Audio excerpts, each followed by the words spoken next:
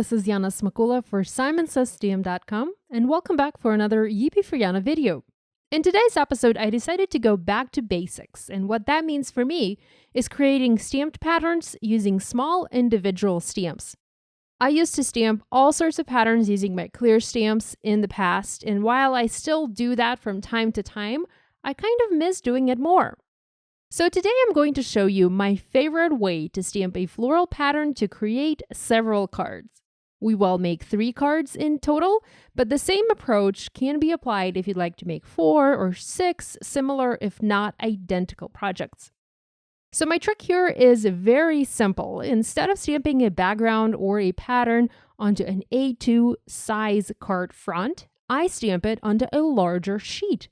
In this case, I took a sheet of Neenah cardstock and I cut it in half, so it's now 5.5 by 8.5 inches, and I'm going to stamp my floral pattern onto this entire half sheet instead of stamping it onto a card front. You can also stamp a pattern onto a full letter sheet if you want, or even onto a larger paper size if you have larger paper size, and then trim it down to A2 card fronts, or use that larger paper to wrap a gift, for example.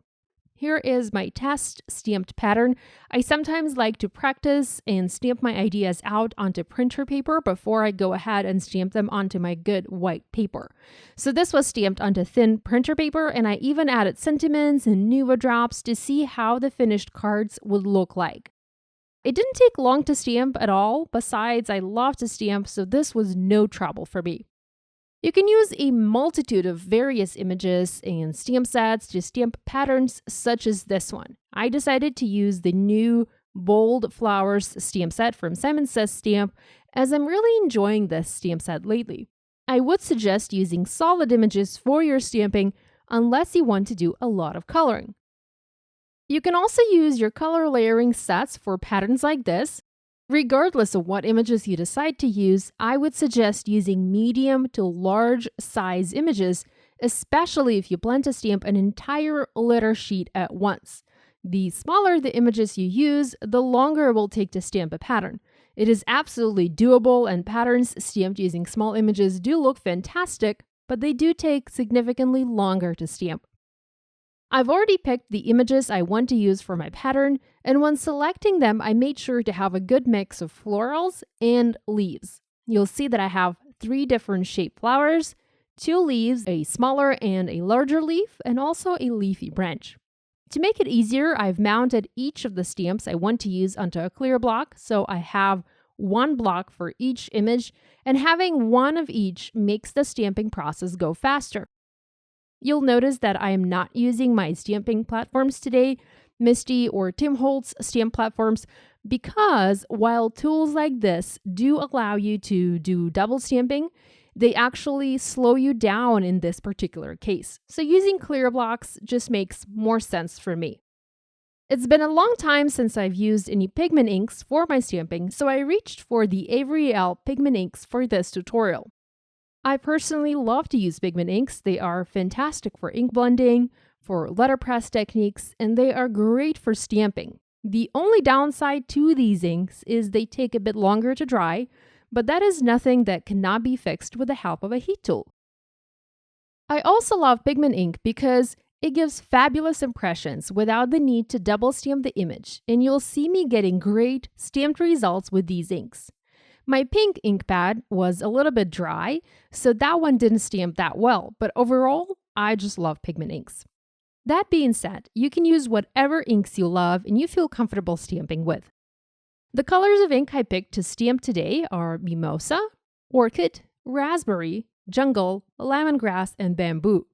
I also assigned each stamp that I plan to use 1 color of ink, and I've placed the stamps onto their corresponding ink pads.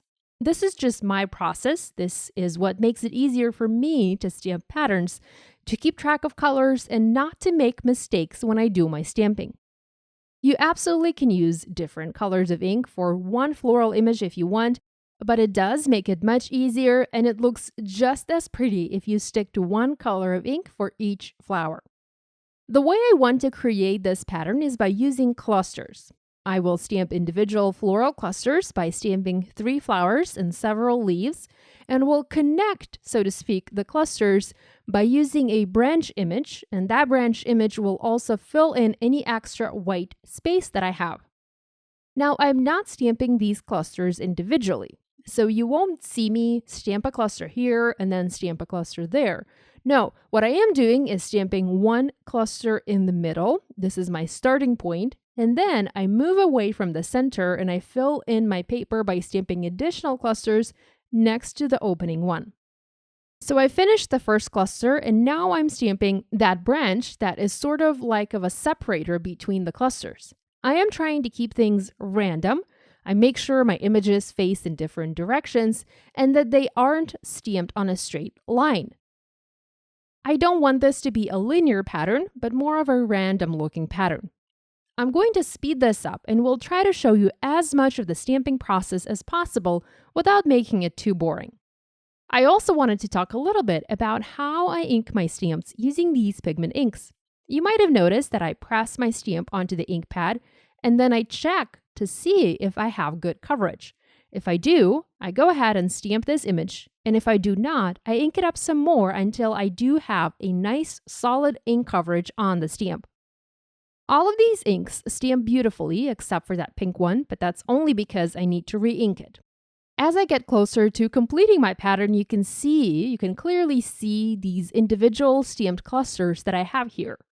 By stamping my pattern using these clusters, it made it much easier for me as I didn't have to plan ahead too much, and I was able to stamp a random looking pattern with a little bit of order to it, if you will.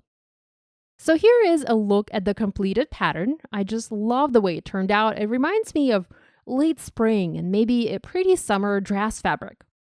I've cut my pattern into two pieces, so I have two sheets that are 4 1/4 by 5.5 inches. Perfect for an A2 size card front. I want to cut one of those backgrounds on a diagonal to be able to make 3 cards and not just 2. I'm using my paper trimmer and I'm making sure to position my paper so that my cut is going to go diagonally and it is going to slice a few of the stamped flowers in half.